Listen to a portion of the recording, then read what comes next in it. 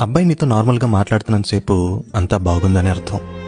Argue చేస్తున్నంతసేపు అంతా బాగుందని అర్థం. అది చేయకు, ఇది చేయకు, వాళ్ళతో మాట్లాడుకు, వీళ్ళతో మాట్లాడుకు అంటున్నాడా, అయినా అంతా బాగుందని అర్థం. ఒకవేళ గనక అదే అబ్బాయి నీ ముందు కన్నీళ్ళు పెట్టుకున్నాడా, ఆల్ ఆఫ్ సడన్ సైలెంట్ అయిపోయాడా, నీకు అర్థమైపోవాలి కంటికి కనబడిన ఏదో బాధ వాడిని తినేస్తుంది అని, ఎంతో హర్ట్ చేస్తుంది అని. సో వాడింకా లాస్ట్ ఫేజ్ ఆఫ్ అండర్స్టాండింగ్లో ఉన్నాడని అర్థం. ప్రేమలో ఉంటూ గొడవ పడతాడు, ఆర్గ్యూ చేస్తాడు, పొసెసివ్ అవుతాడు.